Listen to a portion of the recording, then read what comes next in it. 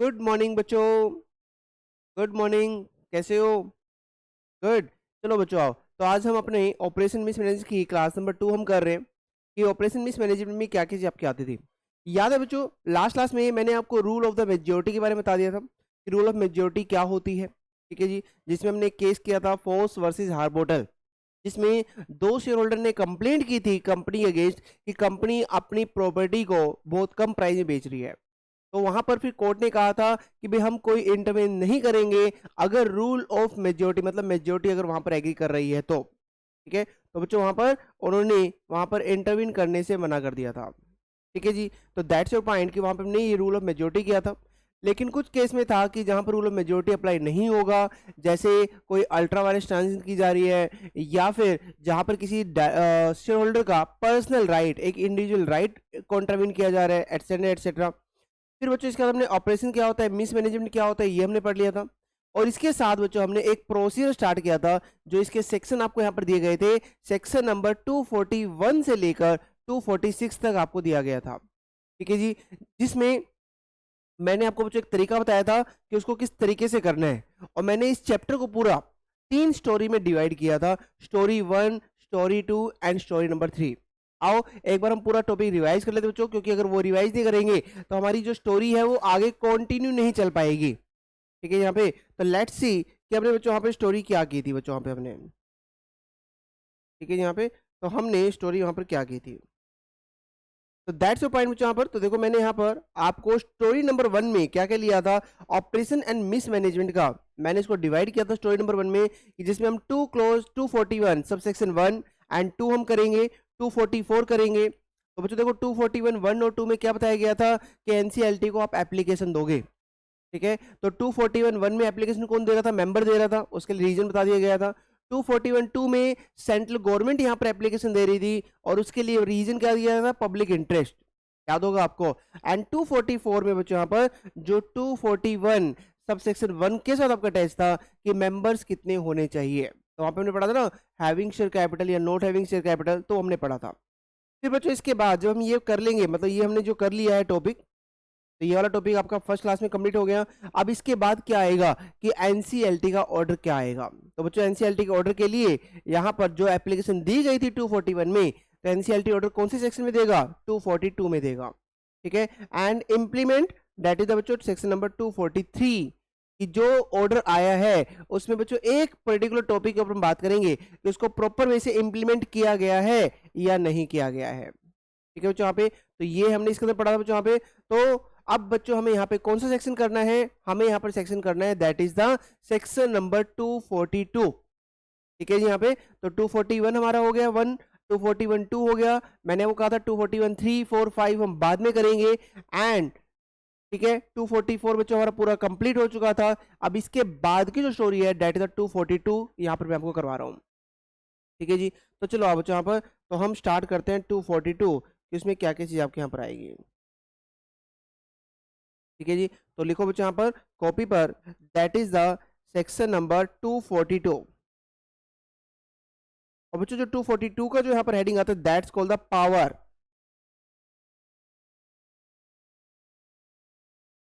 Power of the tribunal. अब बच्चों देखो इसे सिंपल थिंग है कि जो हमने एप्लीकेशन दी है, हमने जो एनसीएलटी को एप्लीकेशन दी है कि सर इस कंपनी में ना ऑपरेशन चल रहा है, मिस मैनेजमेंट चल रहा है, गलत चल रहा है। ठीक है, और बच्चों यहाँ पे देखो यहाँ पे क्या लिखा गया कि एप्लीकेशन देने के बाद अगर एनसीएलटी का ओपिनियन है कि हाँ जी वाकई ही यहाँ पे कंपनी में कुछ गलत चल रहा है। ठीक है, मतलब कंपनी के अंदर ये सारी चीज गलत चल रही है, जैसे कि भाई ये कंपनी जो जो थे ना यहाँ पे कि अफेयर्स पब्लिक इंटरेस्ट में नहीं है या क्रेडिटर सॉरी मेंबर में नहीं है, कंपनी के फेवर में नहीं है, तो ये वाकई प्री जुडिशियल चल रही है। ये किसको लग रहा है बच्चों यहाँ पर, एनसीएलटी को लग रहा है। ठीक है बच्चों यहाँ पे जो भी यहाँ पर था, जो कंपनी का अफेयर्स है prejudicial to the interest of public, interest of members, interest of the company, वो अगेंस्ट चल रहा है। तो बच्चों यहाँ पर ना NCLT may pass following orders, may pass following orders। तो बच्चों जितना मैंने अभी तक आपको बताया ना, ये सिर्फ आपका 242 सब सेक्शन 1 में आपका लिखा गया है, और उसकी बच्चों लैंग्वेज बहुत ध्यान से पढ़ना जो यहाँ पे लिखी गई है, ठीक है। लैंग्वेज ही सबसे ज्यादा इंपॉर्टेंट है, जहाँ पर लिखा गया है आपको जो जिस पे फोकस करना है। तो देखो यहाँ पे क्या लिखा गया कि एप्लीकेशन आने के बाद if on an any application made under section 241, कि जो 241 में एप्लीकेशन दी गई है, tribunal NCLT is of opinion, ठीक है बच्चों। से पहले लैंग्वेज थी, देखो मैंने नीचे लिख दिया है मे विद, वो मैं आपको बाद में बताऊंगा। तो फिलहाल हमें बात करें ट्रिब्यूनल का ओपिनियन क्या है सबसे पहले। और बच्चों ट्रिब्यूनल का ओपिनियन क्या है यहाँ पे, दैट इज की कंपनीज अफेयर्स, कंपनीज के जो अफेयर्स हैं हैव बीन या फिर आर बीइंग कंडक्टेड किए जा रहे हैं इन ए मैनर जो प्रीजुडिशियल है और ऑपरेसिव। देखो जो दोनों पॉइंट यहाँ पे ऐड कर दिया गया कि यहाँ पे उसका ओपिनियन है कि जो कंपनी का अफेयर्स है ना बच्चों, यहाँ पे प्रीजुडिशियल और ऑपरेसिव है टू एनी मेंबर या members, prejudicial to the public interest or prejudicial to the interest of the company. तो बच्चों तीनों पॉइंट यहाँ पे लिख दिए कि भाई उसको लगता है वाकई गलत है। अब बच्चों दूसरी चीज ध्यान सुना पॉइंट, दूसरा पॉइंट यहाँ पे क्या कहा गया, एनसीएलटी सोच रहा है अच्छा कंपनी गलत कर रही है, चलो वाउंड अप कर देते हैं।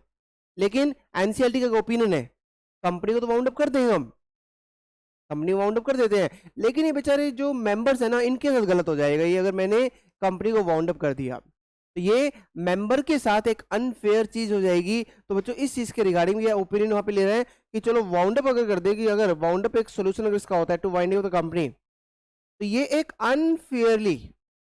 अनफेयरली प्रीजुडिस होगा सच मेंबर और मेंबर्स, ठीक है। और हाँ अगर फिर भी करना पड़ा भाई फिर तो कुछ नहीं कर सकते हैं, बट दैट अदरवाइज अगर वो अनफेयर नहीं लग रहा है कि ठीक है, तो then justify the making of a winding of order on the ground कि it was the just and equitable that the company should be wound up. तो बच्चों देखो यहाँ पर ना एनसीएलटी अगर वाइंडिंग का ऑर्डर भी अगर वहां पे देना चाहेगा ना कि भाई चलो कंपनी को वाउंड अप कर देते हैं, तो वो सबसे पहले क्या चेक करेगा कि क्या ये वाउंड अप मेंबर के फेवर में भी है या नहीं है। हो सकता है कि मेंबर ने एप्लीकेशन दी कि सर कंपनी में गलत चल रहा है, और उसका हमने सोल्यूशन ही क्या कर दिया एनसीएलटी, चलो वाउंड अप कर देते हैं। अब वाउंड अप करने से क्या हुआ, इसका इंपैक्ट मेंबर्स पे ज्यादा है कम है, तो बच्चों वहां पर वो चीज चेक की जाएगी। अगर मान लो मेंबर्स पे ज्यादा इंपैक्ट नहीं है, ठीक है, मेंबर्स भी इस पे सेटिस्फाई रहेगा, तो वहां पर फिर वाउंड अप का ऑर्डर आ सकता है, ठीक है। Otherwise in general wind up का ऑर्डर यहाँ पर एनसीएलटी नहीं देगा अगर उसको अनफेयर लग रहा है टू द मेंबर और मेंबर्स, ठीक है। तो दैट्स कॉल्ड बच्चों यहाँ पे तो उसका ओपिनियन क्या आ रहा, ओपिनियन उसका रह रहा है नंबर 1 अफेयर्स ऐसा हो रहा है, एंड साथ में उसको लग रहा है कि वाइंडिंग अप हम सोच रहे हैं तो वो अनजस्टिफाइड हो सकता है टू द मेंबर और मेंबर्स। तो देखो फिर इसके यहाँ पे क्या लिया गया, तो ट्रिब्यूनल में with a view to bringing an end मतलब जहां पे सोल्यूशन, भी एक कोई सोल्यूशन उसका निकाला जाएगा किस मैटर पे, जिस मैटर पे कंप्लेंट आई है। तो किस मैटर पे कंप्लेंट आई बच्चों यहाँ पे, आइदर द ऑपरेसिव और मिसमैनेजमेंट, या तो ऑपरेशन, ठीक है जो ऑपरेसिव था, और मिसमैनेजमेंट जो कंप्लेंट आई है उसका सॉल्यूशन, ठीक है यहाँ पे। तो may with a view to bringing to an end with a bringing to the solution जो यहाँ पे लिया जाए यहाँ पे। तो ट्रिब्यूनल में मेक ऑर्डर्स जो उसको सही लगता है बच्चों, ऑर्डर क्या ले सकता है वो देखो यहाँ पे बता रखा है 242 सब सेक्शन 2 में बताया गया कि यहाँ पे क्या क्या ऑर्डर यहाँ पर लिए जा सकते हैं, ठीक है। और बच्चों एक ऐसी लिस्ट यहाँ पर दी गई है, वैसे तो इंस्टीट्यूट ने आज तक ये पूछी नहीं है, ठीक है, लेकिन चलो फिर भी हम एक एक चीज यहाँ पर हम प्रॉपर तरीके से पढ़ेंगे जो चीज यहाँ पर आपको बताई गई है, ठीक है बच्चों। यहाँ पे तो ईजी है, इंपॉर्टेंट है, ठीक है, बट ठीक है जी, रीजन क्योंकि ज्यादा मतलब एग्जाम के पॉइंट ऑफ व्यू से ज्यादा इंपॉर्टेंट नहीं है, ठीक है। तो चलो अब यहाँ पर बट इस टॉपिक के लिए इंपॉर्टेंट है, तो इसमें क्या क्या यहाँ पर दी गई है, क्या क्या ऑर्डर देगी यहाँ पे पास कर सकता है। तो देखो बच्चों कितने पॉइंट है, ए बी सी डी, कहाँ तक है पॉइंट, ये एम तक बच्चों पॉइंट दिए गए हैं कि ये इस तरह के ऑर्डर यहाँ पर पास किए जा सकते हैं। तो बच्चों लिस्ट आपको याद करनी है कि क्या क्या ऑर्डर में क्या क्या पास किया जाएगा। तो बच्चों देखो पॉइंट नंबर 1 इसमें से पढ़ते इजी है, ध्यान से पढ़ना इसके अंदर। तो बच्चों देखो पॉइंट नंबर ए यहाँ पर क्या दिया गया, यहाँ पर जो ऑर्डर पास किया सकता है नंबर 1, एनसीएलटी कह सकता है कि इस कंपनी के ना सारे के सारे जो अफेयर्स हैं, जो कंपनी काम कर रही है, फ्यूचर में मैं रेगुलेट करूंगा, ठीक है। तो that's called the regulations of the conduct of the affairs of the company in futures. तो यहाँ पे ऑर्डर दे सकता है कि उसको किस तरीके से रेगुलेट करना है, कैसे वहां पे काम करना है। नंबर 2 बच्चों यहाँ पर और क्या कहा गया कि भाई यहाँ पर परचेज ऑफ शेयर्स और the interest of any member of the company by the other members thereof or by the company. तो बच्चों यहाँ पे याद रखना भाई कुछ मेंबर कह रहे हैं ना कि भाई ये चीज़ सर हमारे साथ गलत हो रही है, हमारी तो कोई सुनता ही नहीं है, अब तो मेजोरिटी का ही सब कुछ चल गया है, मेजोरिटी ही वहाँ पे सब कुछ फॉलो करती है, हमारी तो कोई सुनता ही नहीं है। तो एनसीएलटी कह सकते भाई काम करो, इनको कंपनी से फ्री करो, इनको कंपनी से फ्री करो, ठीक है। यहाँ पे फिर आप चाहे जितना बड़े जो करना है वो करो आप।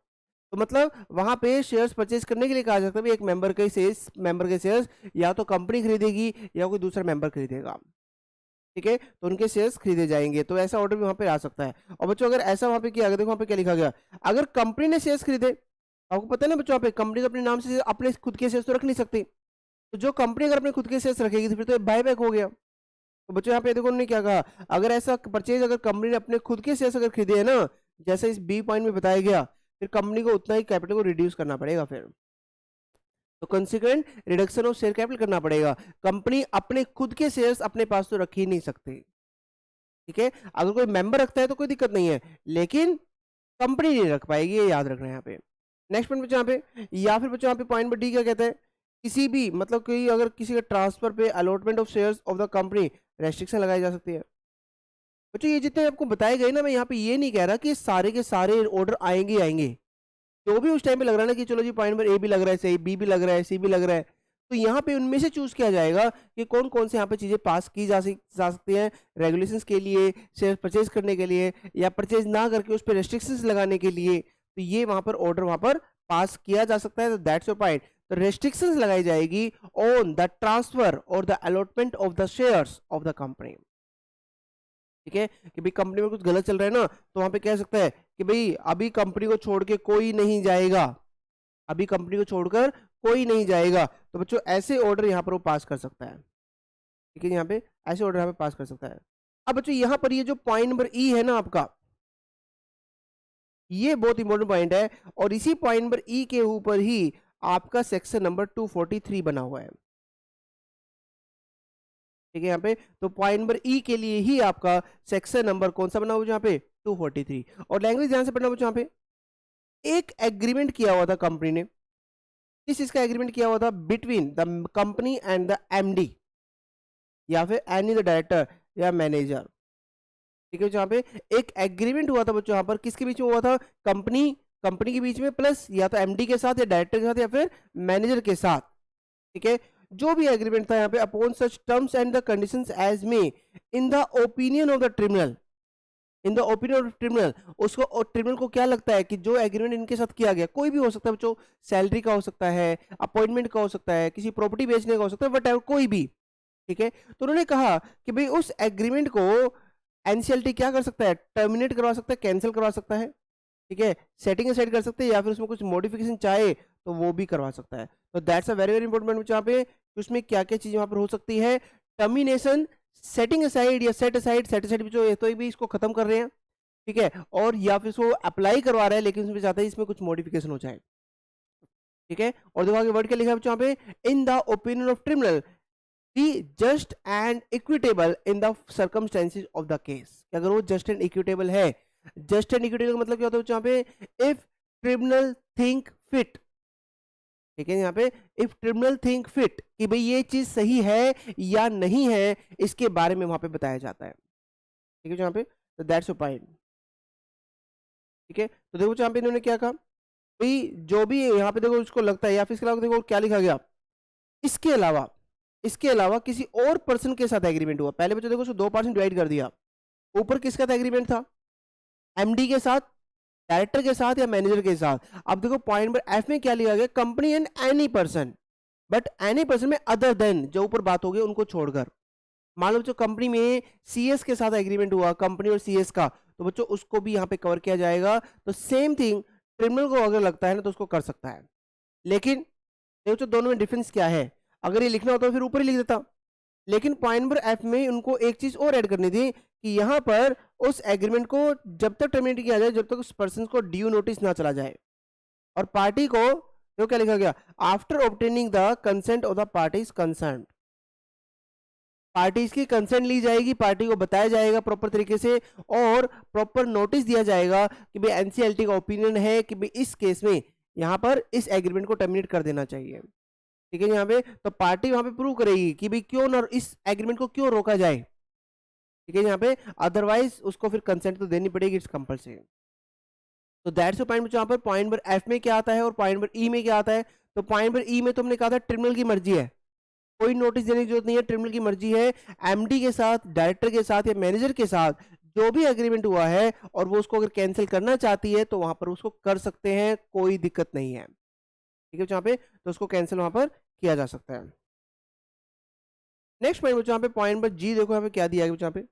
नेक्स्ट पॉइंट होता है बच्चों यहाँ पे सेट असाइड, कैंसिल किया जा रहा है, किस चीज का कैंसिल किया जा रहा है। Any transfer, delivery of the goods, payment, execution या अदर एक्ट जो किसके रिगार्डिंग है, कंपनी की प्रॉपर्टी से रिगार्डिंग है, या तो कंपनी की प्रॉपर्टी है, कंपनी अगेंस्ट प्रॉपर्टी है, जो भी है, ठीक है। और कौन से बच्चों यहाँ पे कौन सी प्रॉपर्टी को रोका जा रहा है, तो it's a very very important point, जो 3 महीने पहले हुआ, within 3 month before the date of application,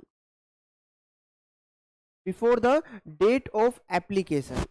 that's your point बच्चों। यहाँ पर देखो इन्होंने क्या लिखा, ऐसे तो अगर कोई ऐसी प्रॉपर्टी ट्रांसफर की गई है कब, एप्लीकेशन से 3 महीना पहले, ठीक है, which would if made or done by or against individual be deemed in insolvency to be the fraudulent preference. इसका मतलब क्या बच्चों, यहाँ पे ध्यान सुना, यहाँ पे थोड़ा सा डिफरेंट है ये पॉइंट, अभी ध्यान सुना इसके अंदर क्या चीज यहाँ पे बताई गई है, ठीक है। जैसे बच्चों मान लो एक कंपनी है, एक एक्स लिमिटेड कंपनी है, ठीक है। एक्स लिमिटेड कंपनी के ना 2 क्रेडिटर हैं, एक है जी डॉन, डॉन, और एक है बच्चों शरीफ पर्सन, 2 क्रेडिटर हैं, ठीक है। इस डॉन से भी 1 लाख रुपए लिए हुए हैं, जो डॉन है, और इस जो शरीफ पर्सन है उसके भी 1 लाख रुपए लिए हुए हैं, जो कंपनी को पे करना है।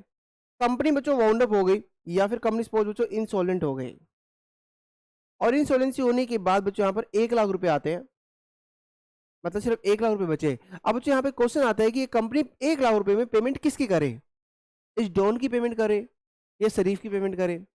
अब देखो रूल कहता है कि भाई दोनों की पेमेंट करनी है, 1 लाख रुपए, तो भाई 50-50 हजार रुपए दोनों को दे दो। रूल तो यही बोलता है कंपनी एक्ट के अकॉर्डिंग कि भाई जब बचा ही 1 लाख रुपए है तो उसके अकॉर्डिंग इसको फॉलो करो। तो बच्चों देखो यहाँ पे उन्होंने क्या कहा, इस कंपनी ने क्या किया, यहाँ पर ये पूरा पैसा इसका दे दिया, 1 लाख रुपए पूरे पूरे डॉन साहब भाई साहब के दे दिए, मतलब एक पर्सन को प्रेफरेंस दे दी और दूसरे वाले को कुछ नहीं किया, ठीक है यहाँ पे। तो बच्चों याद रखना, अगर ऐसे कोई प्रेफरेंस अगर दी गई है ना, तो इस प्रेफरेंस को बोला जाता है, this is called the fraudulent preference, this is called the fraudulent preference. और बच्चों जो फ्रॉडुलेंट प्रेफरेंस अगर ऐसी कोई अगर किया गया है ना, तो वो क्या कह रहा है कि जितनी भी एप्लीकेशन जब हमने एनसीएलटी को दी थी, हमने एप्लीकेशन दी है एनसीएलटी को अंडर सेक्शन 241, अंडर सेक्शन 241, इससे पहले के 3 महीने चेक किए जाएंगे, और इन 3 महीनों में अगर कोई भी ऐसा एग्रीमेंट किया गया होगा जिसमें फ्रॉडुलेंट प्रेफरेंस की गई है, मतलब किसी चीज को प्रेफरेंस दी गई है, ऑर्डिनरी कोर्स ऑफ बिजनेस में काम नहीं किया गया, तो ऐसे एग्रीमेंट को वो एनसीएलटी क्या कर सकता है, सेट असाइड कर सकता है, उसको कैंसिल कर सकता है। That's your point. तो बच्चों यहाँ पे साफ साफ बता दिया गया है कि फ्रॉडुलेंट प्रेफरेंस क्या होता है। बच्चों फ्रॉडुलेंट प्रेफरेंस का टॉपिक ना, ये आपका वाइंडिंग अप में भी टॉपिक आएगा डिटेल में, तो वहां पर हम पढ़ेंगे। बस एक नॉर्मल तरीका मैंने आपको बता दिया कि फ्रॉडुलेंट प्रेफरेंस एक्चुअल में होता क्या है, ठीक है। यहाँ पे आई होप बच्चों आपको समझ में आ गया होगा कि what is the meaning of fraudulent preference, ठीक है जी। यहाँ पर तो दैट्स योर पॉइंट जो हमको बताया गया यहाँ पे। तो ये बच्चों ध्यान से पढ़ो, उसको कैसे कवर किया जाएगा, जैसे कि अगर कोई इंडिविजुअल या done by or against the individuals, कि आपने जैसे एक इंसॉल्वेंसी के टाइम पे किसी इंडिविजुअल के साथ गलत किया जाता है ना, जिसमें किसी को फ्रॉडुलेंट प्रेफरेंस किया जाता है, उसको उसी तरीके से कवर करके वहां पे क्या किया जाएगा बच्चों, उस ट्रांसफर को, उस गुड्स को वापस मंगवा लिया जाएगा, उसको कैंसिल कर दिया जाएगा, ठीक है। यहाँ पे नेक्स्ट पॉइंट यहाँ पे पॉइंट नंबर एच, ध्यान से पढ़ना, बहुत ईजी रहेगा अब तो पॉइंट। तो पॉइंट नंबर एच क्या दिया गया, removal of the managing director, manager या any of the director of the company. NCLT के पास पावर है किसी भी एमडी को, मैनेजर को, डायरेक्टर को अगर उसको ऑफिस से निकालना है, रिमूव करना है, तो वहां पर उसको किया जा सकता है, कोई दिक्कत नहीं है, ठीक है। अब ये पॉइंट बच्चों यहाँ पे ध्यान से पढ़ना, ये भी बहुत इंपॉर्टेंट पॉइंट है, पॉइंट नंबर आई, पॉइंट नंबर आई, और बहुत ध्यान से पढ़ो इसमें क्या लिखा गया, रिकवरी कर सकता है वो क्या, जो अनड्यू गेन, अनड्यू गेन लिया किसने, एमडी ने, मैनेजर ने, डायरेक्टर ने, कब? During the period of appointment, during the period of his appointment, as such and manner of utilization of recovery including the transfer to the IEPF और repayment to the identifiable victims. तो देखो यहाँ पे साफ साफ कहा गया कि भाई अगर उन्होंने कोई भी ऐसा कोई अनड्यू गेन्स लिया था तो वो उससे प्रॉपर तरीके से वहां पे रिकवर करेंगे। इवन अगर उन्होंने कोई आईईपीएफ में भी वहां पे बच्चों अगर कोई अमाउंट भेज दिया था तो वहां से भी हम कर सकते हैं कि भाई आपने जानबूझ के अपने आप को बचाने के लिए आईईपीएफ में अकाउंट को, आईपीएफ पता है ना बच्चों यहाँ पे investor education protection fund, dividend वाले चैप्टर में आपका आता था ये।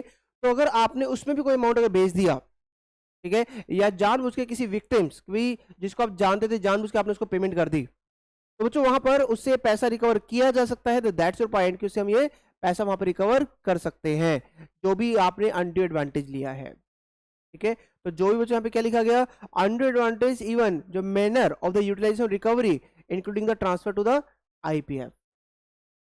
ठीक है, अगर मान लो बच्चों वो अमाउंट आईईपीएफ में जाना चाहिए था तो वहां पर भेजेंगे, किसी से रिकवर करना है तो वहां से रिकवर करेंगे, आईपीएफ में गलती से गया है तो वहां से भी रिकवर करेंगे, व्हाटएवर। ठीक है, एनसीएलटी बच्चों ऐसा ऑर्डर दे सकता है। और बच्चों देखो यहाँ पे आगे क्या लिखा गया,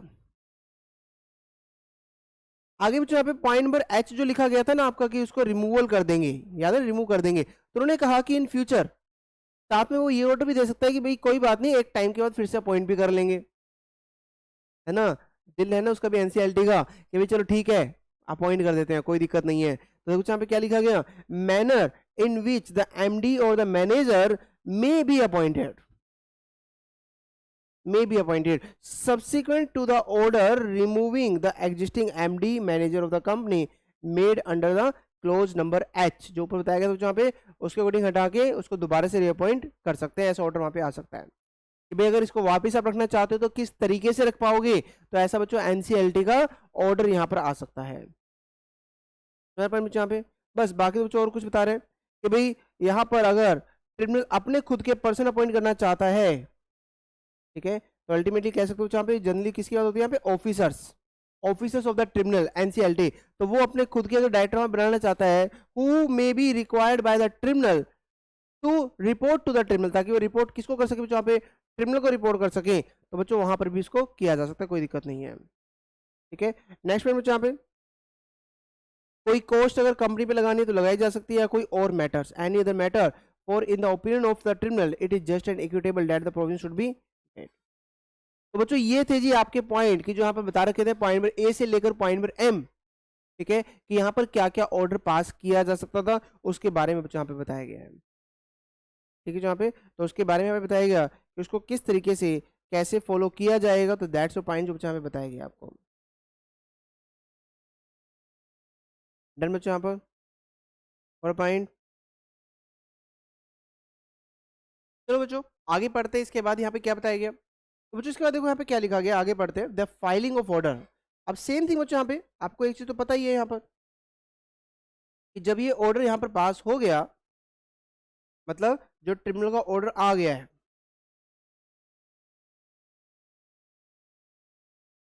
ट्रिब्यूनल ऑर्डर बच्चों यहाँ पे आ गया है जो सेक्शन नंबर 242 सब सेक्शन 2 में आया है। कितने पॉइंट हमने पढ़े, पॉइंट नंबर ए से लेकर एम हमने यहाँ पे पढ़े। तो बच्चों ऑब्वियस है जो भी ट्रिब्यूनल का ऑर्डर आता है तो आपको पता है उसकी कॉपी हमें किसको फाइल करनी पड़ती है, रजिस्ट्रार को फाइल करनी पड़ती है। तो जब भी बच्चों ट्रिब्यूनल का ऑर्डर आएगा तो उसकी कॉपी आरओसी को तो जाती जाती है, इट्स कंपल्सरी। तो हर बार जहां भी आप ट्रिब्यूनल ऑर्डर देखोगे बच्चों पे ये पॉइंट तो हमेशा आता ही आता है। तो पढ़ो यहाँ पर क्या लिखा गया बच्चों पे पॉइंट 242 सबसेक्शन 3 हम पढ़ रहे हैं, a certified copy of the order of the tribunal, a certified copy of the order of the tribunal shall be filed by the company, shall be filed by the company with the registrar, कितने time में बच्चों यहाँ पर within 30 days of the order of the tribunal। तो बच्चों company क्या करेगी, registrar को इन्फॉर्म करेगी, रजिस्ट्रार को ट्रिब्यूनल के ऑर्डर की कॉपी सेंड करेगी कि एनसीएलटी का क्या ऑर्डर आया है वहाँ पे, और कितने टाइम में करेगी बच्चों यहाँ पे, that is the within 30 days. तो 30 दिन के अंदर ये कॉपी फाइल करनी पड़ेगी, सेंड करनी पड़ेगी। यहाँ पे तो दैट्स योर पॉइंट जो मुझे बताया गया। अब बच्चों यहाँ ना इंटरिम ऑर्डर जो नेक्स्ट वन यहाँ पे दिया गया ना, अभी मैं आपको वही ना जो आपका स्टोरी नंबर 1 है सिर्फ उस चीज के रिगार्डिंग आपको कंप्लीट कर रहा हूँ।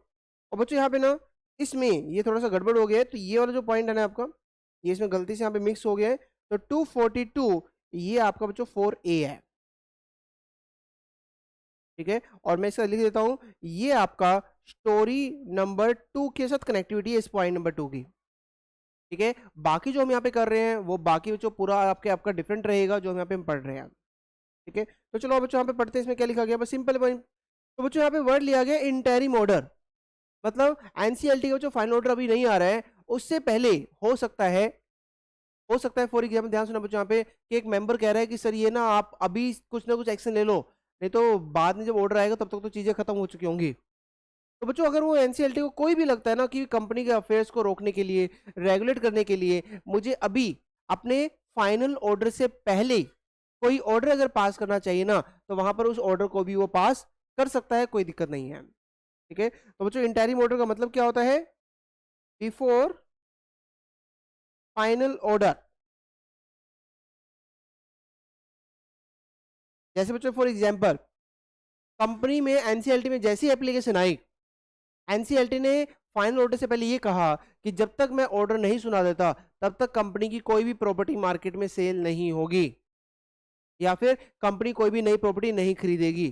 तो बच्चों अभी देखो फाइनल ऑर्डर नहीं आया, उससे पहले वो इस तरह के कोई भी इंटरिम ऑर्डर अगर वहां पे पास करना चाहते हैं तो वहां पर वो पास कर सकते हैं, कोई दिक्कत नहीं है, ठीक है। तो ध्यान से पढ़ना बच्चों, यहाँ पे क्या लिखा गया, ट्रिब्यूनल में on the application of any party to the proceeding, जो वहां पे एप्लीकेशन दी जाएगी जो पार्टी की तरफ से, मेक एनी इंटरिम ऑर्डर, कि कोई भी इंटरिम ऑर्डर जो भी यहाँ पे एनसीएलटी को लगता है ना, think fit for the regulating the conduct of the company's affairs upon the such terms and conditions as appear it to be the just and equitable, कि भाई बिल्कुल सही है, तो ऐसी कोई भी टर्म्स अगर वहां पे लगाना चाहे तो वो लगा सकते हैं, कोई दिक्कत नहीं है, ठीक है। जो यहाँ पे वो लगाना चाहे तो लगा सकते हैं, इसमें कोई प्रॉब्लम नहीं आएगी, बच्चों यहाँ पे। तो दैट्स योर पॉइंट की जो हमें बताया गया कि इसमें क्या क्या आपकी रहेगी, ठीक है जी। और बच्चों ये जो पॉइंट नंबर 2 है अभी नहीं करना है, मैं वो ये बार बार कह रहा हूँ कि पेंडिंग रखेंगे हम, क्योंकि जब स्टोरी नंबर 2 आपकी आएगी तो उसके साथ मैं आपको बताऊंगा कि उसमें क्या क्या चीजें आपको यहाँ पर बताई गई है, ठीक है। यहाँ पे बाकी पढ़ते हैं बच्चों यहाँ पे, ठीक है। बाकी तो छोटे छोटे टॉपिक रह गए, इजी सा टॉपिक, कि ऑल्ट्रेशन इन द मेमोरेंडम और द आर्टिकल्स, ठीक है। Alteration in the memorandum articles, तो देखो साफ से हमें क्या बोला गया कि where an order of the tribunal, tribunal का जो बच्चों ऑर्डर आया, अगर उस ट्रिब्यूनल के ऑर्डर की वजह से make any alteration in the memorandum और आर्टिकल ऑफ द कंपनी, ठीक है, कि अगर ट्रिब्यूनल के ऑर्डर की वजह से हमें कोई ऑल्ट्रेशन करनी पड़ेगी मेमोरेंडम में आर्टिकल में, तो देखो क्या लिखा गया, करनी पड़ेगी, मतलब समझ लो जहाँ पे फिर तो चाहे कुछ भी हो जाए। देखो आगे वर्ड क्या लिखा गया, notwithstanding any other provision of this act, सब कुछ जाए भाड़ में, the company shall not have power,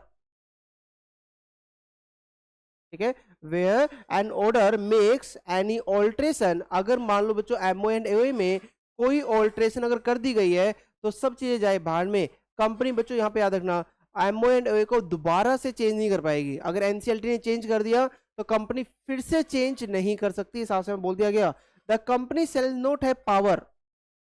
अब ध्यान से बच्चों किस चीज की power,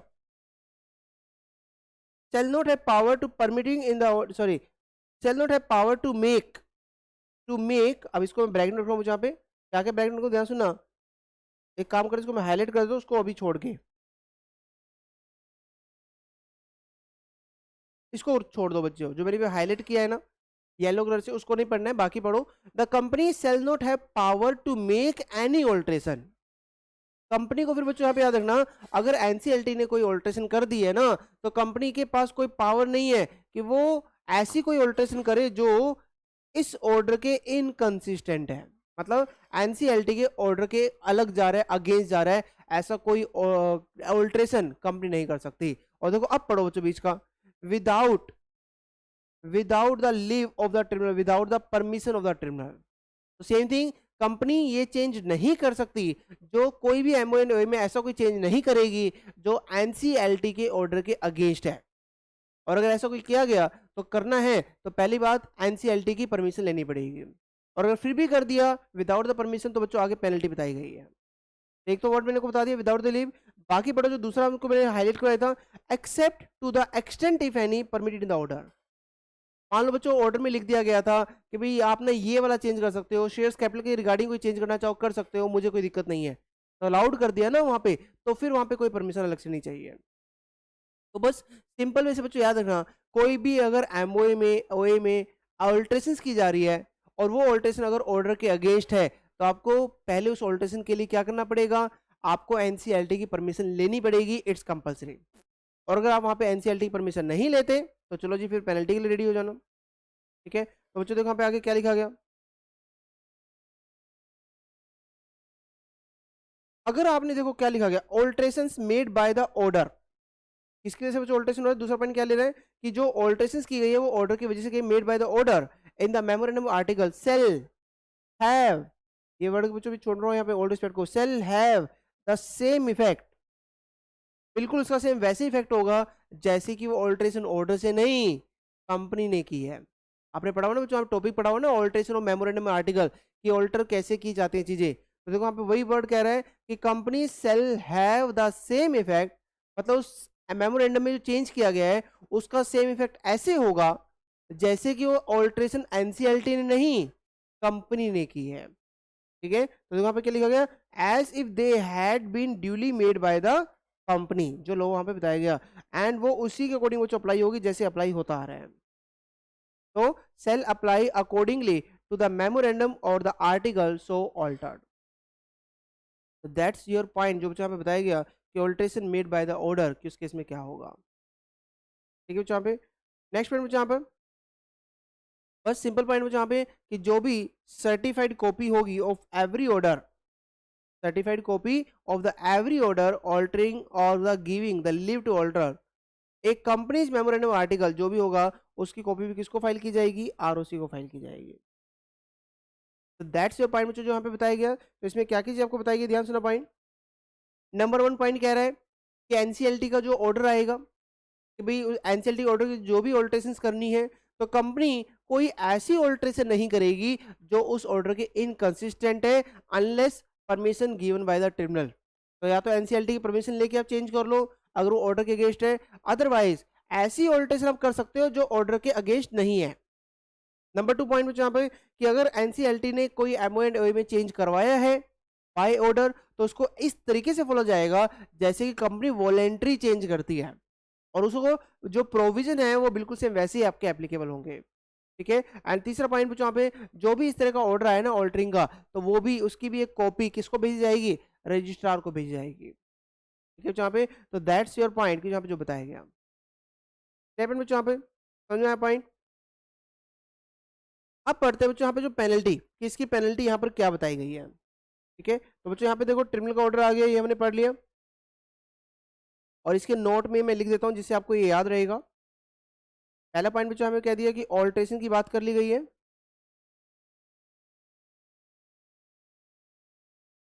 alteration of MO and AOA as per order, कि मेमोरेंडम और आर्टिकल को ऑल्टर कर दिया गया है। ठीक है, तो इसमें लिखवा देता हूं मैं पॉइंट आपको जिससे याद रहेंगे कि company shall not alter memorandum and article if such alteration is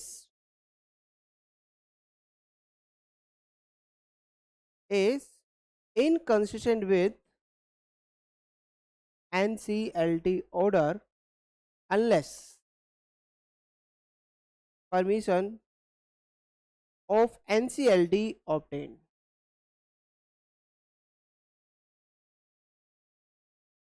तो जब तक एनसीएलटी की परमिशन नहीं आ जाती तो उसकी रिगार्डिंग यहाँ बता रहे हैं कि आप ये चेंज नहीं कर सकते। तो दैट्स योर पॉइंट यहाँ पे जो बताया गया है। हाँ जी, पॉइंट नंबर 2 बच्चों, पॉइंट नंबर 2, और बच्चों पॉइंट नंबर 2 यहाँ पर वो कह रहा है जो हमने इसके अंदर आपका पढ़ा पॉइंट, कोई भी अगर ऑल्ट्रेशन की जाएगी, alteration in memorandum and article as per order, तो उसका बिल्कुल सेम इफेक्ट वही रहेगा एज कंपनी ड्यूली मेड, जैसा कि कंपनी ने वो किया है, ठीक है। और तीसरा पॉइंट बच्चों जो यहाँ पे बताया गया कि जो भी इस तरह की कॉपी ऑर्डर आया ना, तो certified copy of order filed to ROC, ROC को फाइल कर दो। तो ये बच्चों यहाँ पे बताया गया कि इसमें जो क्या क्या चीज फॉलो करेंगे, ठीक है बच्चों यहाँ पे। तो दैट्स योर पॉइंट कि भाई इसमें क्या क्या क्या है, ठीक है जी। और बच्चों अगर आपने ये चीज नहीं मानी, अगर आपने ये चीज नहीं मानी तो किस चीज के लिए रेडी हो जाओ, पेनल्टी। और आप अगर ऑल्टर कर देते हो तो दैट्स कॉल्ड द पेनल्टी। तो देखो यहाँ पे पेनल्टी उन्होंने क्या कहा कि अगर आप नहीं मानोगे तो कंपनी पर भी पेनल्टी लगाएंगे, और जो ऑफिसर इन डिफॉल्ट है हम उस पर भी पेनल्टी लगाएंगे। और देखो जब कंपनी में क्या पेनल्टी हमें बताई गई कि कंपनी पर जो पेनल्टी लगी वहाँ पे 1 लाख रुपए से लेकर 25 लाख रुपए तक की पेनल्टी लगाई जा सकती है।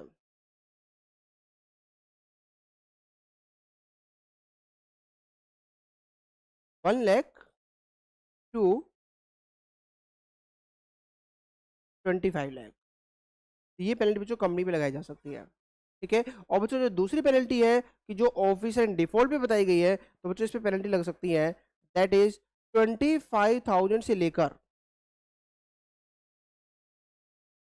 1 लाख रुपीज की पेनल्टी ऑफिसर इन डिफॉल्ट पे लगाया जा सकता है, ठीक है जी। तो दैट्स योर पॉइंट बच्चों जो यहाँ पे बताया गया है कि इसमें पेनल्टी क्या रहेगी आपकी, ठीक है जी। तो कंपनी में बच्चों कितनी लग सकती है, तो दैट्स कॉल्ड कि 1 लाख रुपए से 25 लाख रुपए तक की, प्लस ऑफिसर इन डिफॉल्ट पे बस ओनली फाइन लगेगा बच्चों, कोई इंप्रीजमेंट नहीं, कुछ नहीं, तो सिर्फ 25,000 रुपए से लेकर 1 लाख रुपए तक की पेनल्टी किस पे लगाई जा सकती है, ऑफिसर इन डिफॉल्ट पे लगाई जा सकती है, ठीक है जो यहाँ पे।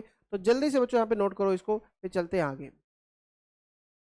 बच्चों इसमें ये जो ऑफिसर इन डिफॉल्ट की जो पेनल्टी है ना, मैंने यहाँ पे ऐसा क्यों लिखा है, ये अभी अभी लेटेस्ट अमेंडमेंट आई है, ठीक है। और ये इफेक्ट में आई है 21 दिसंबर 2020 से, ठीक है। तो आपकी बुक में अगर कोई दूसरी लिखी हुई है तो उसको चेंज कर लेना।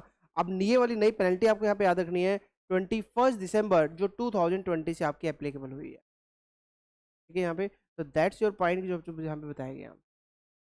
तो ये था बच्चों हमारा सेक्शन नंबर 242 जो हमारा बच्चों यहाँ पे कंप्लीट हो गया है, ठीक है यहाँ पे। तो सेक्शन नंबर 242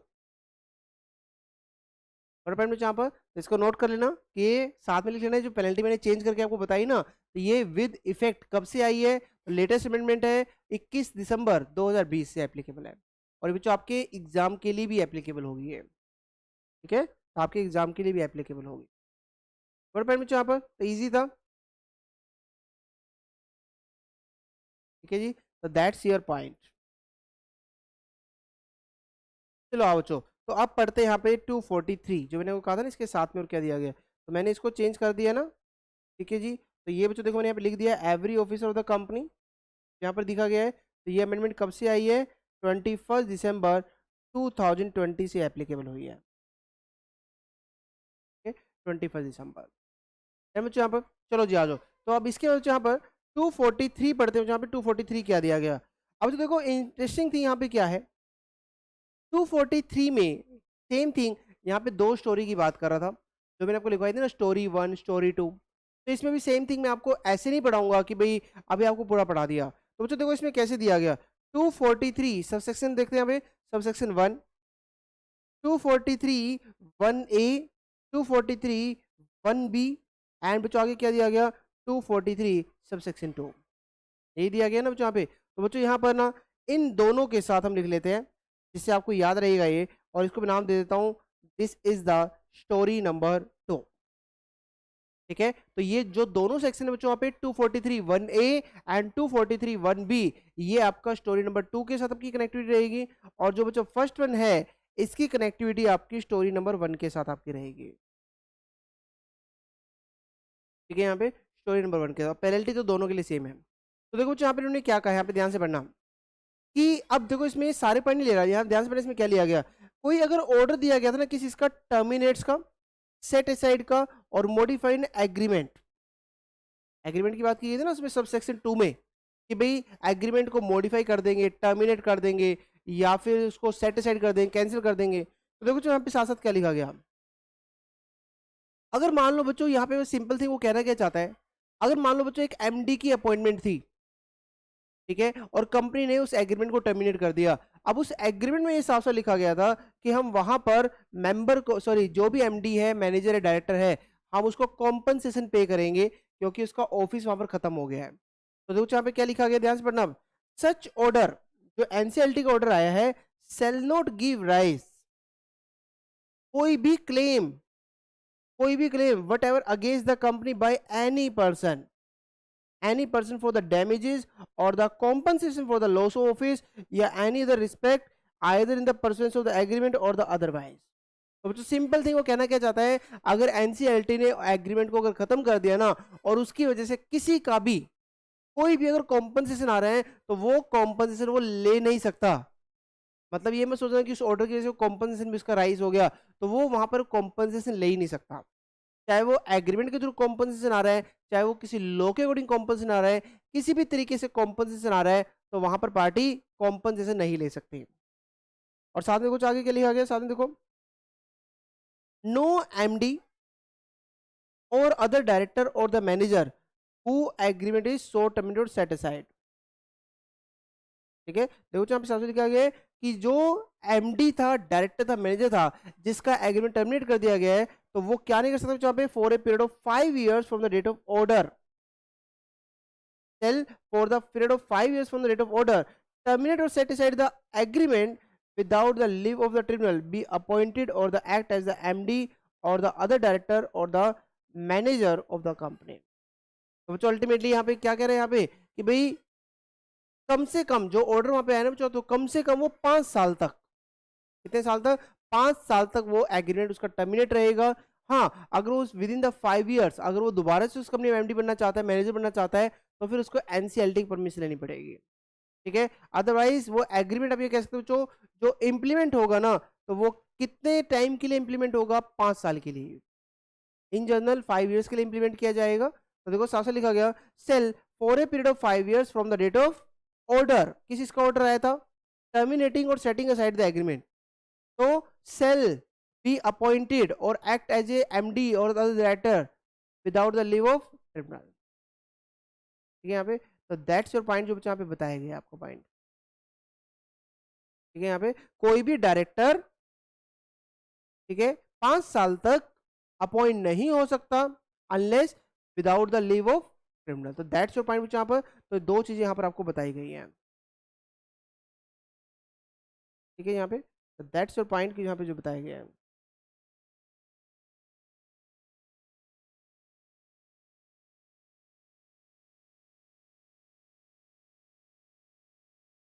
पेनल्टी देखते हैं कि इसमें इसकी पेनल्टी क्या बताई गई कि भाई अगर आप फिर भी कंटिन्यू करते हो, एनसीएलटी परमिशन नहीं लेते, तो पेनल्टी के लिए रेडी हो जाओ यहाँ पे। तो देखो पेनल्टी क्या लिखी गई, अगर कोई person knowingly act as MD और द अदर डायरेक्टर मैनेजर कर रहा है बट कॉन्ट्रावीन करके है, ठीक है, या तो सबसेक्शन 1 में कॉन्ट्रावीन करके या 1A में कॉन्ट्रावीन करके, तो बच्चों जो भी ऐसी कोई पार्टी है ना जो ये जानती है, तो shall be punishable with the fine.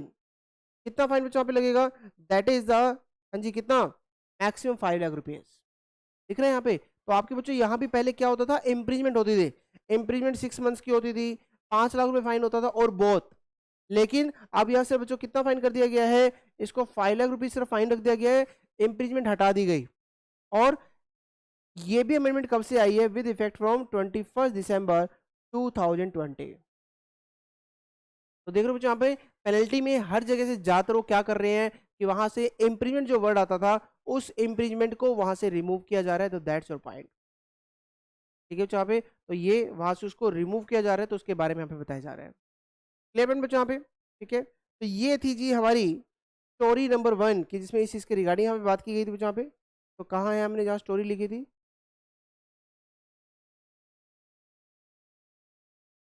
जहाँ हमने स्टोरी लिखी थी बच्चों,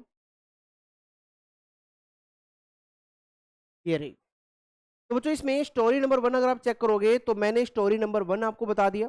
ठीक है, और स्टोरी नंबर 1 में जैसे अगर मैं इसमें बात कर रहा हूँ, तो जैसे फर्स्ट वन क्या कर लिया हमने, 241 1 और 2 कंप्लीट कर लिया, 244 हमने कंप्लीट कर लिया, 242 हमने कंप्लीट कर लिया बच्चों। यहाँ पे मैं लिख देता हूँ, accept accept 242 sub section 4A, उसको छोड़कर। सेम थिंग 243 जो हमने कंप्लीट कर लिया, एक्सेप्ट 243 1A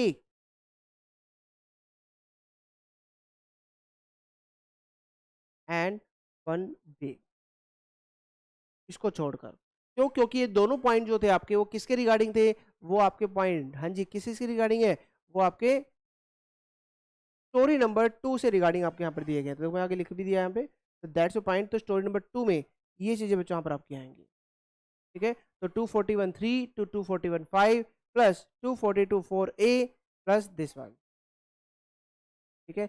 नेक्स्ट में यहाँ पे फिर तो बस लास्ट स्टोरी रह जाएगी 245 एंड द 246, फिर तो एक लास्ट स्टोरी वहाँ पर रह जाएगी, ठीक है। तो यहाँ तक क्लियर है बच्चों?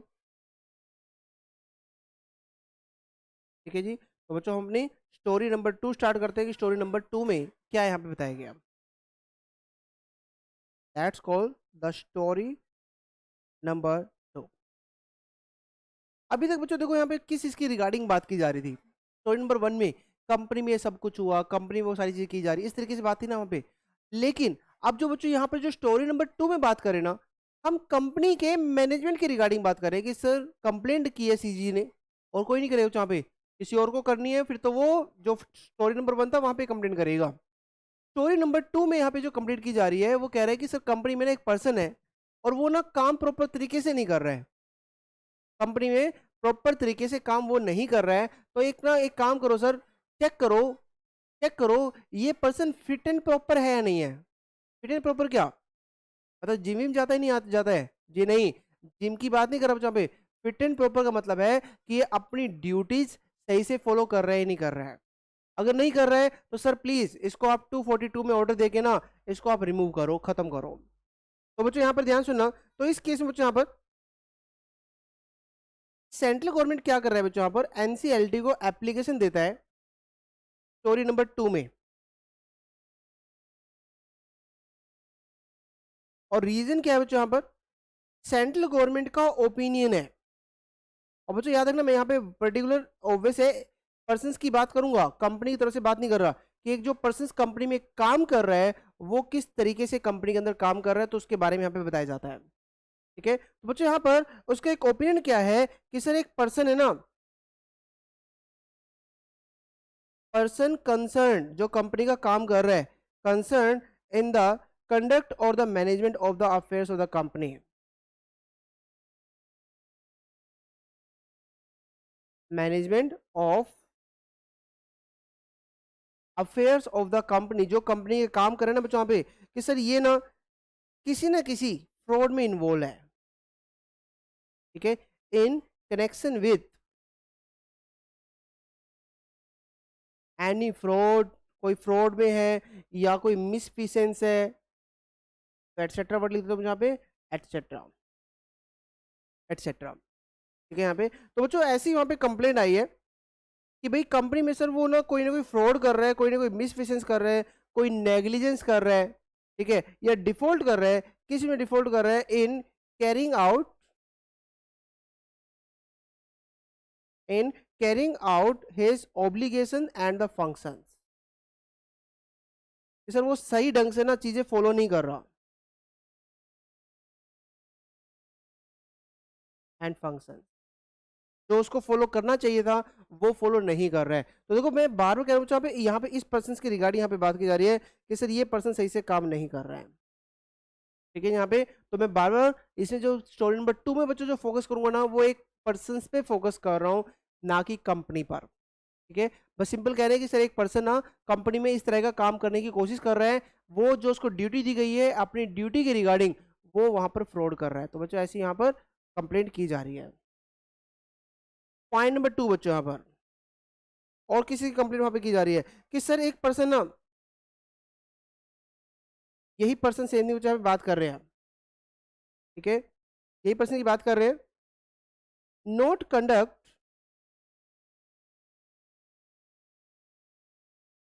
नोट कंडक्ट बिजनेस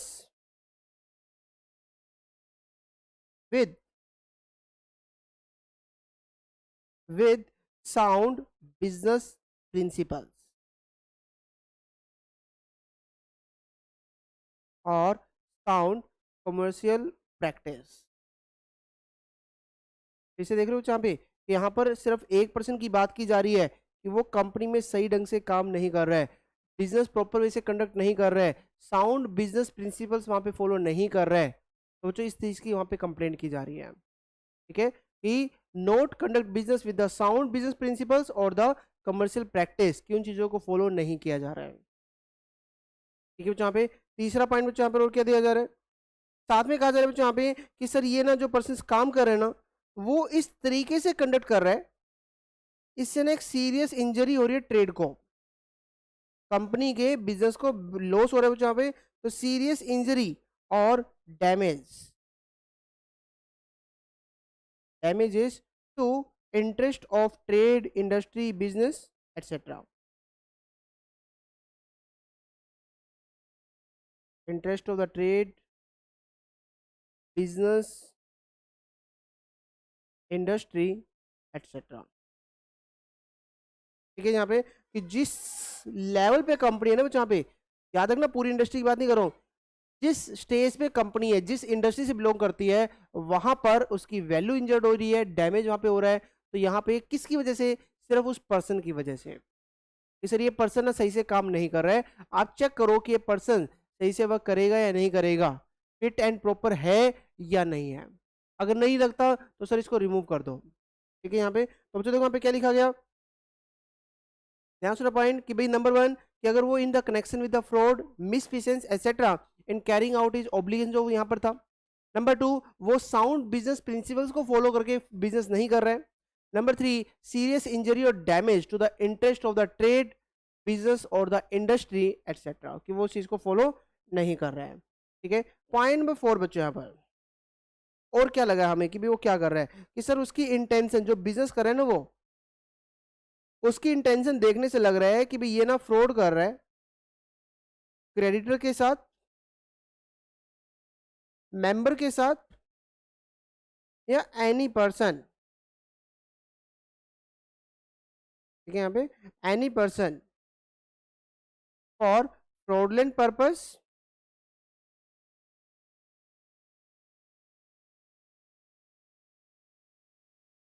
या फिर अनलॉफुल पर्पस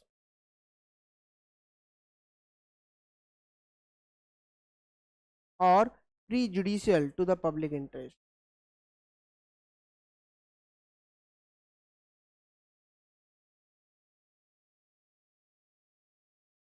तो बच्चों अल्टीमेटली देख रहे हो यहाँ पे जितने भी पॉइंट यहाँ पर दिए जा रहे हैं ना, कि उन सब पॉइंट में वहां पे क्या किया जा रहा है कि भाई इन चीजों की कंप्लेंट की जा रही है सिर्फ एक पर्सन के अगेंस्ट में, कि सर ये जो पर्सन का है ना, मैनेजमेंट है, डायरेक्टर, जो भी पर्सन है जो कंसर्न है in the management of the company, तो ये सब देखो यहाँ पे क्या क्या काम कर रहे हैं, फ्रॉड कर रहे हैं, ठीक है, या फिर साउंड बिजनेस प्रिंसिपल्स या कमर्शियल प्रैक्टिस जो करनी चाहिए थी वो फॉलो नहीं कर रहे हैं। क्लियर, जिस ट्रेड, जिस बिजनेस, जिस इंडस्ट्री से कंपनी बिलोंग करती है ना, तो वहां पर डैमेज हो रहा है, इंजरी हो रही है, ठीक है, या फिर ये पर्सन फ्रॉड कर रहे हैं, फ्रॉडलेंट पर्पस, अनलॉफुल पर्पस के लिए क्रेडिटर के साथ, मेंबर के साथ, किसी पर्सन के साथ फ्रॉड कर रहे हैं, और वो चीज पब्लिक इंटरेस्ट की भी अगेंस्ट है। ठीक है, तो बच्चों अगर ऐसी कोई कंप्लेंट, ऐसा कोई अगर ओपिनियन आता है ना, तो वहां पर एनसीएलटी को अप्लाई किया जा सकता है, तो दैट्स योर पॉइंट जो यहाँ पे बताया गया है। ठीक है, तो दैट्स कॉल बच्चों यहाँ पे एनसीएलटी यहाँ पे अप्लाई करेंगे। तो यहाँ पर बच्चों आप पढ़ते इसमें कि किस तरीके से लिखा गया, बाकी जो मैं इसको साथ साथ आपको लिखवाऊंगा। तो 241 सब सेक्शन 3 मैंने आपको सबसे पहले बताया बच्चों यहाँ पे, इसमें क्या क्या चीज आपके यहाँ पर आई हैं। बच्चों लैंग्वेज बड़े ध्यान से पढ़ना, बहुत ईजी लैंग्वेज है बट इंपॉर्टेंट है। तो दिस इज बच्चों यहाँ पे सेक्शन नंबर 241(3), और इसके साथ यहाँ पे लिख लेना जिससे याद रहेगा आपको, this is your story number 2। तो ये आपकी स्टोरी नंबर 2 यहाँ पे आपको बिलोंग करता है, जो आपको बताया गया। अब लैंग्वेज पढ़ने पे क्या लिखा गया बच्चों यहाँ पे, where in the opinion, central government का ओपिनियन है, ठीक है, किस बेस पे बच्चों यहाँ पे, जो एग्जिस्टिंग सर्कमस्टेंसेज है और उसके बेस पे वो सजेस्ट करता है, suggesting that number 1 any person, कौन पर्सन, एनी पर्सन जो कंसर्न है in the conduct or the management of the affairs the company, या तो is or has been connection therewith the guilty of the fraud, misfeasance, persistent negligence or the default in the carrying out his obligations and the functions। ठीक है, कि भाई यहाँ पर ये जो पर्सन जो कंपनी में काम कर रहे हैं ना बच्चों, यहाँ पे इज और हैज बीन वो कनेक्टिविटी रखता है किसी के regarding guilty of the fraud, misfeasance, negligence या डिफॉल्ट कर रहा है अपनी ऑब्लिगेशन फंक्शन जो या तो उसको लॉ के अकॉर्डिंग दिया गया है या फिर ब्रीच ऑफ द ट्रस्ट करके कर रहा है, ठीक है यहाँ पे, बट वो अपनी ऑब्लिगेशंस फॉलो नहीं कर रहे हैं और वो ब्रीच ऑफ द ट्रस्ट वहां पे वो कर रहा है। नंबर 2 बच्चों, और क्या नहीं कर रहा है वो, कि business of the company is not or has not been conducted and managed by such person. आगे वर्ड बच्चों यहाँ पे सच पर्सन, तो पर्टिकुलर हम एक ही पर्सन की रिगार्डिंग यहाँ पे बात कर रहे हैं, such person in accordance with the sound business principle or prudent commercial practice, proper तरीके से उसको फॉलो नहीं किया जा रहा है। This is your point number B बच्चों, यहाँ पे इसको सीजी को यहाँ पे लगता है। तीसरा पॉइंट बच्चों यहाँ पे क्या दिया गया, एक company is or has not been conducted and the managed by such person, ठीक है, is or has been conducted by managed such person, और वो किस तरीके से उसको मैनेज कर रहा है, likely to cause, has caused the serious injury या डैमेज किसको बच्चों यहाँ पे, to the interest of the trade industry or the business to which such company pertains, कि जिस चीज के रिगार्डिंग बच्चों कंपनी वहां पे बिलोंग करती है उसके रिगार्डिंग सीरियस इंजरी हो रही है ट्रेड को, इंडस्ट्री को, बिजनेस को, ठीक है। एंड फोर्थ पॉइंट बच्चों यहाँ पे इसको क्या लगता है कि बिजनेस जो है ना बच्चों कंपनी का conducted and the manage by such person with intent to defraud its creditors, members or the any other person or the otherwise, इस चीज के रिगार्डिंग यहाँ पे for a fraudulent or unlawful purpose and in the manner prejudicial to the public interest, कि sir ये जो person काम कर रहे हैं ना तो इससे क्रेडिटर, मेंबर सब परेशान है, सबको लॉस हो रहा है, सबके फ्रॉड कर रहे हैं, ठीक है, एंड ये prejudicial to the public interest है, ठीक है जी। तो बच्चों इसके अंदर क्या लिया गया, सेंट्रल गवर्नमेंट में इनिशिएट ए केस, सेंट्रल गवर्नमेंट केस ले सकता है against such person and refer कर सकता है बच्चों ट्रिब्यूनल को, और ट्रिब्यूनल को बच्चों वो क्या कहेगा कि सर आप इंक्वायरी करवाओ, किस चीज की इंक्वायरी करवाओ, कि क्या वो पर्सन फिट और प्रॉपर पर्सन है या नहीं है, ये तो इंक्वायरी करवानी ना मैंने यहाँ पे, कि सर जो मुझे लगता है कि जो मेरा ओपिनियन है क्या वो ये सही कह रहा है या नहीं कह रहा है, कि भाई आप ये एक बार इंक्वायरी करो। देखो आगे क्या लिखा गया कि ट्रिब्यूनल में इंक्वायरी टू द केस, इस चीज की रिक्वेस्ट की जा रही है एंड रिकॉर्ड ए डिसीजन कि whether or not such person is a fit और proper person to hold the office of director and other office, जो भी conduct connected with the company's affairs or the management of the company की regarding है, क्या ये office hold करने के लायक है या नहीं है, ये सर आप हमें बताओ, ठीक है, जहाँ पे ये हमें बताओ। अब बच्चों यहाँ पर देखो सिंपल थिंग है, ये एप्लीकेशन किसने दी है, ठीक है, तो ये एप्लीकेशन बच्चों कैसे गई है, सेंट्रल गवर्नमेंट ने की है, किसके अगेंस्ट की बच्चों यहाँ पे, एनसीएलटी के पास की है अगेंस्ट पर्सन, तो जो सेम थिंग जैसे जो पर्सन होता है ना, जो सेंट्रल गवर्नमेंट है, एप्लीकेशन किसने दी है, सेंट्रल गवर्नमेंट, जैसे कोर्ट में देखा बच्चों आपने, कोर्ट में नाम बोला जाता है that's the plaintiff and defendant, क्या वर्ड बोलते हैं बच्चों यहाँ पे, प्लेंटिफ एंड डिफेंडेंट, और यहाँ पे बच्चों जो वर्ड चलता है ना जब हम एनसीएलटी के पास जाते हैं तो यहाँ पे वर्ड क्या चलता है, यहाँ सुना पॉइंट, क्लेमेंट, क्लेमेंट रिस्पोंडेंट, तो बच्चों यहाँ पे याद रखना किसके अगेंस्ट गए हैं, इस पर्सन के अगेंस्ट गए हैं, तो यहाँ पर इसको क्या बोला जाएगा, रिस्पोंडेंट, रिस्पोंडेंट मतलब बच्चों किस तरीके से काम करता है, डेट्स कॉल्ड द डिफेंडेंट, और ये किस तरीके से काम करता है, जैसे सिविल कोर्ट में होता है दैट्स कॉल्ड द प्लेंटिफ, तो बच्चों जब याद रखना ये प्लेंटिफ और डिफेंडेंट वर्ड तो कहाँ चलता है, सिर्फ सिविल कोर्ट में चलता है, बाकी अगर किसी कोर्ट में आप जाते हो जिसके पास पावर होती है कोर्ट जैसी बट वो कोर्ट नहीं होता, तो वहां पे वर्ड क्या यूज किए जाते हैं, क्लेमेंट जो क्लेम चाहता है ना, कि जिसने क्लेम के लिए कहा है, एंड दूसरी पार्टी जिसके अगेंस्ट गए हैं उसको क्या बोला जाएगा जहाँ पे, दैट्स कॉल्ड द रिस्पोंडेंट, ठीक है, जहाँ पे तो उसको यहाँ पर रिस्पोंडेंट कहा जाता है। तो यहाँ पर देखो यहाँ पे वर्ड क्या लिया गया, यहाँ सुना यहाँ पे, जिस पर्सन के अगेंस्ट ये केस रेफर हुआ है, ट्रिब्यूनल के पास जिस पर्सन के अगेंस्ट केस रेफर हुआ है वो कैसे ज्वाइन करेगा यहाँ पे, as a respondent to the application, तो वैसे बच्चों जैसे डिफेंडेंट आंसर करता है ना तो वही पर्सन वैसे ही आंसर करेगा जिसको यहाँ पे क्या बोला गया है, that's called the respondent. Number 2 बच्चों यहाँ पे देखो क्या लिखा गया, जो भी बच्चों यहाँ पे एप्लीकेशन दी जा रही है ना सीजी की तरफ से, उसमें कंसाइज स्टेटमेंट भी आपको देनी पड़ेगी सीजी को, ऑफ सच सर्कमस्टेंशियल मटेरियल जो सीजी को जिसके बेस पे लगता था कि इंक्वायरी करवानी चाहिए। तो सेंट्रल गवर्नमेंट को बच्चों प्रॉपर तरीके से बताना पड़ेगा कि भाई हाँ मुझे इस पॉइंट की वजह से लग रहा था कि भाई यहाँ पर इसके अगेंस्ट इंक्वायरी करानी चाहिए। एंड बच्चों देखो साथ साथ क्या कह रहा है, उसको बिल्कुल सेम उसी तरीके से साइन एंड वेरीफाई किया जाएगा जैसा सिविल प्रोसीजर कोड में बताया गया है। जैसे आप सिविल कोर्ट में जाने से पहले केस फाइल करते हो ना बच्चों पे, तो बिल्कुल सेम उसको उसी तरीके से आप वेरीफाई करोगे। तो लैंग्वेज ध्यान से पढ़ो। Application shall be signed and the verified in a manner laid down in the code of civil procedure for the signature of the verification of the plaintiff। Plaint बच्चों वही होता है जो केस फाइल किया जाता है ना, उसको प्लेंट कहा जाता है यहाँ पे। और यहाँ पे उसको वर्ड कैसे, तो पेटिशन जो फाइल की जाती है बाय द सेंट्रल गवर्नमेंट। तो बच्चों उसको बिल्कुल सेम सीजी उसी तरीके से साइन करेगा जैसे कि कोई केस एडमिट किया जाता है ना सिविल कोर्ट में, उसको उसी तरीके से फॉलो किया जाएगा। ठीक है जहाँ पे तो बच्चों दो तीन चीजों यहाँ पे क्या बताई गई है कि स्टोरी नंबर 2 में कि central government only and only central government ही यहाँ पर स्टोरी नंबर 2 में आएगा। स्टोरी नंबर 1 में याद होगा मेंबर भी आ सकता था, सीजी भी आ सकता था, लेकिन जो स्टोरी नंबर 2 है इसमें only and only central government he application देगा।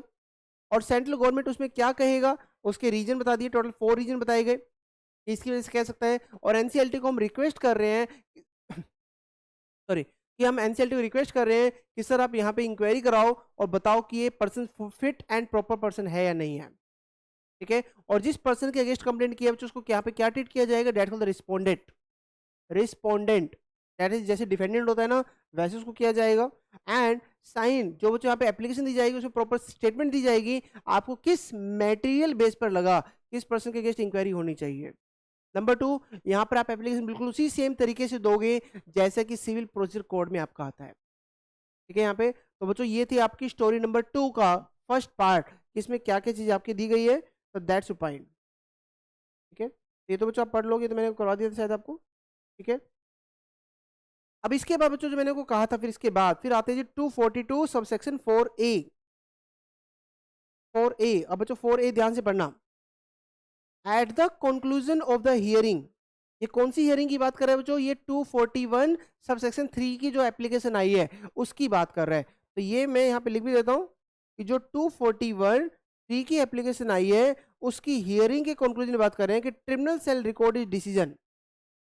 ट्रिब्यूनल बच्चों वहां पे रिकॉर्ड करेगा कि whether or not the respondent, उसी के अगेंस्ट आया था बच्चों, रिस्पोंडेंट क्या वो फिट एंड प्रॉपर पर्सन है, क्या वो ऑफिस होल्ड कर सकता है या नहीं कर सकता है। तो बच्चों सिंपल थिंग है, अगर यहाँ पे ट्रिब्यूनल को लगता है ना कि हाँ भी वो ऑफिस प्रॉपर वे से होल्ड कर सकता है तो कोई दिक्कत नहीं है। ठीक है, अगर यहाँ पे ट्रिब्यूनल को लगता है कि नहीं नहीं वो ऑफिस होल्ड नहीं कर सकता, तो फिर हम चले जाएंगे नेक्स्ट पॉइंट पे 243 पर। तो अब मैं इसके बारे में आपको लिखवाता हूँ बच्चों यहाँ पे। हमने इंक्वायरी के लिए कहा, ठीक है, अब इंक्वायरी, इंक्वायरी के बाद क्या होगा, after hearing,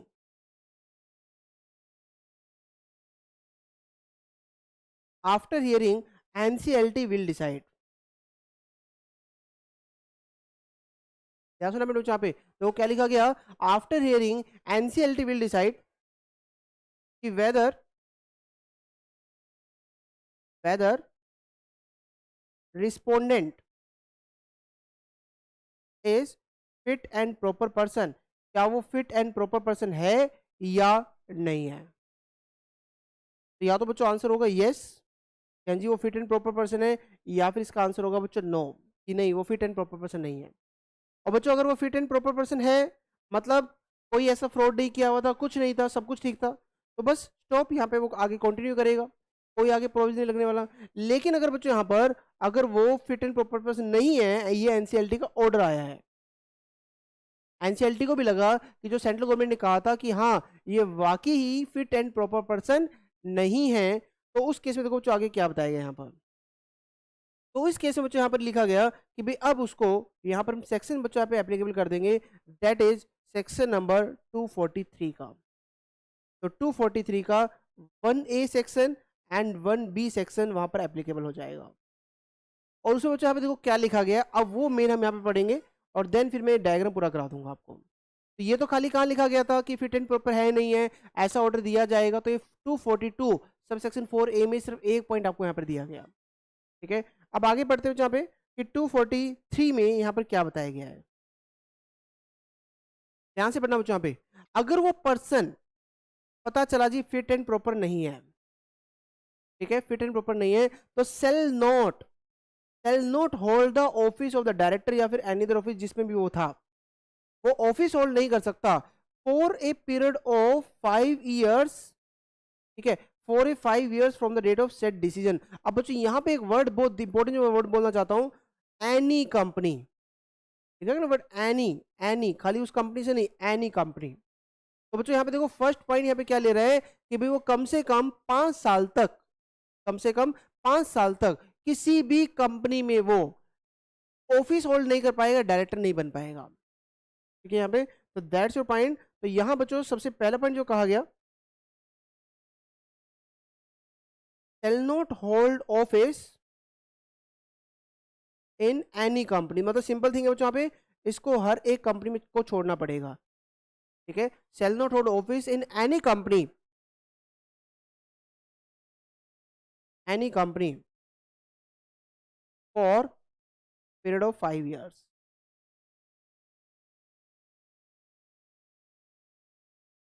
this is the point number 1 बच्चों यहाँ पे जो दिया गया है। पॉइंट नंबर 2 बढ़ते बच्चों यहाँ पे, और क्या होगा, तो ये वर्ड बार बार देखना जो मैं आपको बता रहा हूँ यहाँ पे, ठीक है। हाँ जी, प्रोवाइडेड डेट, अगर सेंट्रल गवर्नमेंट में परमिट सच पर्सन, देखो बच्चों यहाँ पे क्या लिखा गया, अगर सीजी चाहे तो उस पर्सन को वहां पे कह सकता है कि चलो ठीक है जी आप 5 साल से पहले अपॉइंट हो जाओ। अब बच्चों देखो इसमें बड़ी प्रॉब्लम क्या आती है, सेंट्रल गवर्नमेंट कह रहा है, अब सेंट्रल गवर्नमेंट की एनसीएलटी से नहीं पूछेगा या डायरेक्ट अप्लाई कर देगा जी, नहीं, यहाँ पे एनसीएलटी की परमिशन से ही वो आगे अगर 5 साल से पहले अपॉइंट होना चाहता है तो हो सकता है। तो सीजी की अकेले हिम्मत नहीं है कि वहां पे उसको अलाउड कर देगा। तो यहाँ पे जो साफ से यहाँ पे क्या लिखा गया, central government may allow such person to appoint before expiry of 5 years, लेकिन साथ में क्या लिखेंगे बच्चों यहाँ पे, subject to approval of NCLT,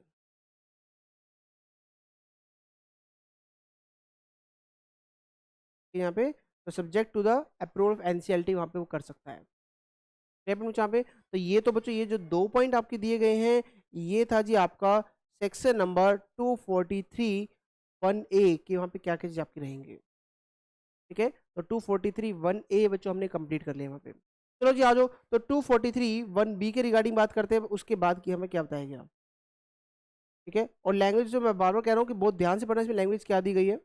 कई बार होता है कि आप इस लैंग्वेज से कंफ्यूज हो जाओगे, बट बहुत ध्यान से पढ़ना, मैं आपको विद एग्जांपल लेके बताऊंगा।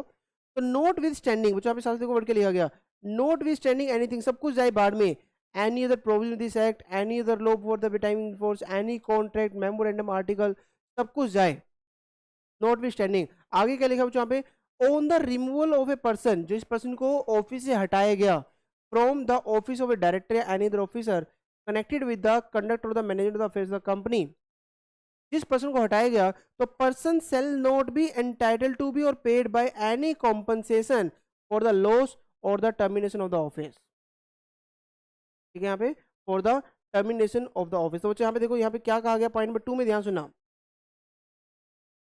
या पॉइंट नंबर 3 ले लेते हैं, यहाँ पे इसको पॉइंट नंबर 3 1 बाय 1 लिख लेते हैं बच्चों। पॉइंट नंबर 3 में ना एक पर्सन है मिस्टर एक्स, ये डायरेक्टर है, ठीक है, ये डायरेक्टर है, एक एक्स लिमिटेड में डायरेक्टर है, वाई लिमिटेड में डायरेक्टर है, जेड लिमिटेड में डायरेक्टर है, पी लिमिटेड में डायरेक्टर है, ठीक है। और इसका ना कोई फ्रॉड, मिस्टर एक्स का फ्रॉड सिर्फ इस एक्स लिमिटेड कंपनी में चल रहा था, और इसी फ्रॉड के चलते सेंट्रल गवर्नमेंट ने एप्लीकेशन फाइल कर दी थी 241(3) में कि सर ये फ्रॉड चल रहा है यहाँ पे एक्स लिमिटेड के अंदर। और एनसीएलटी को भी लगा कि भाई ठीक है जी, एनसीएलटी ने ऑर्डर किया, चलो जी इसको हटा दो। तो बच्चों यहाँ पे मैंने वो क्या बताया, उसको कहाँ से हटाया जाएगा, इन सब कंपनियों से बच्चों हटाया जाएगा। ये आपने पढ़ा ना कि इन सब कंपनियों से हटाया जाएगा। अब बच्चों यहाँ पे ना ये जो वाई लिमिटेड है, जेड लिमिटेड है, पी लिमिटेड, ये कह रहे हैं कि भाई इन्होंने हमारी कंपनी में फ्रॉड नहीं किया ना, बट हमें भी हटाना पड़ रहा है। तो क्वेश्चन इज बच्चों यहाँ पे, क्या ये जो वाई लिमिटेड है, जेड लिमिटेड है, पी लिमिटेड है, क्या ये इस पर्सन को, मिस्टर एक्स को, compensation for the loss of office, क्या ये पे कर सकते हैं क्या, compensation for the loss of office, क्या वाई लिमिटेड, जेड लिमिटेड और पी लिमिटेड क्या ये कर सकते हैं? तो बच्चों याद रखना आंसर इज नो। तो ये साफ साफ मना कर दिया गया, इस पर्सन को किसी भी कंपनी की तरफ से राहत नहीं मिलेगी, रेमेडीज नहीं मिलेगी और ये वापस कॉम्पनसेशन वहां पर नहीं ले सकता। समझा बच्चों यहाँ पर? तो ये पर्सन कॉम्पनसेशन वहां पर नहीं ले सकता उस चीज के लिए, साफ साफ उसने यहाँ पर कह दिया है। किसी भी कंपनी से कॉम्पनसेशन बिल्कुल नहीं मिलेगी, याद रखना। तो बच्चों ये आपको एग्जाम में कंफ्यूज करने के लिए बोल सकता है कि इसकी एक्स लिमिटेड में गलती थी, वाई में नहीं थी, दोनों से रिमूव कर दिया गया, तो क्या वाई लिमिटेड से कॉम्पनसेशन ले सकता है या नहीं ले सकता? तो दैट्स योर पॉइंट बच्चों जहां पे बताया गया है। ठीक है, तो पढ़ो बच्चों यहाँ पे क्या लिखा गया। कुछ भी, चाहे कोई भी कुछ बोलता हो, any provision, any other law, any contract, any memorandum, article, कुछ भी बोलते हो, कंपनी देखो ऑन द रिमूवल, रिमूव करने के बाद, ठीक है, ऑन द रिमूवल जो भी था, the person shall not be entitled to or paid any compensation for the loss of this one. तो एनी कॉम्पनसेशन बढ़ा के जब एनी, कहीं से भी कॉम्पनसेशन वो नहीं ले सकता।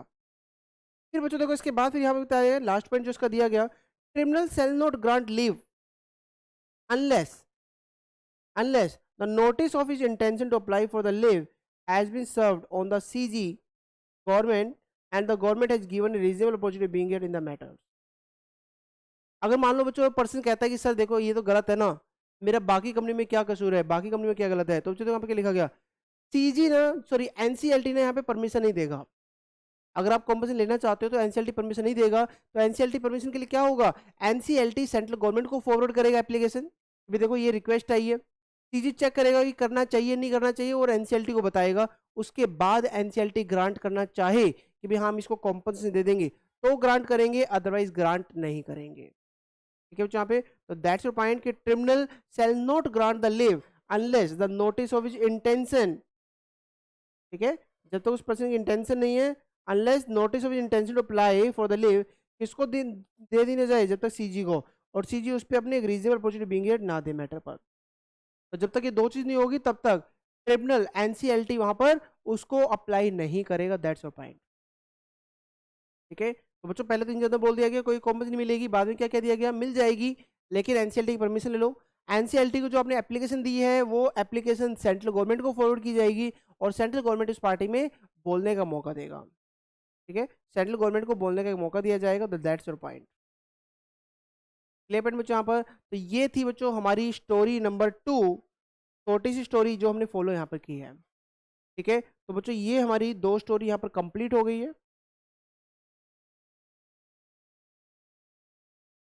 ठीक है जी, तो हमारी 2 स्टोरी बच्चों कंप्लीट हो गई। कहाँ कहाँ पर है, दिस वन। तो ये हमारी पूरी स्टोरी होगी बच्चों यहाँ पर, और ये स्टोरी नंबर 2 हमारी पूरी हो गई। अब स्टोरी नंबर 3 बच्चों देखो सिर्फ 2 सेक्शन आपके रहते हैं, 245 सेक्शन एंड 246 सेक्शन। ठीक है, तो बच्चों मैंने जिस पैटर्न में आपको ये करवाया हुआ है ना, तो उसी पैटर्न में आपको ये करना है कि जैसे 241 1 2 करवाया मैंने, देन 242 पूरा करवाया, देन 243 जितना करवाया है पहले वो फॉलो करना है, देन आपको 241 सबसेक्शन 3 करना है, देन 242 सबसेक्शन 4A करना है, देन आपको 243 1A एंड 1B आपको पहले करना है। ठीक है जी, तो पहले बच्चों इसको इतना ही अच्छे से करके आओ। नेक्स्ट क्लास में आपका ये चैप्टर पूरा हो जाएगा, ये टॉपिक पूरा हो जाएगा, उसमें मैं आपको 245 एंड 246 सेक्शन ये पूरा आपको कंप्लीट करवा दूंगा। ठीक है बच्चों, तो मिलते हैं फिर नेक्स्ट क्लास में। ओके बच्चों, बाय बाय।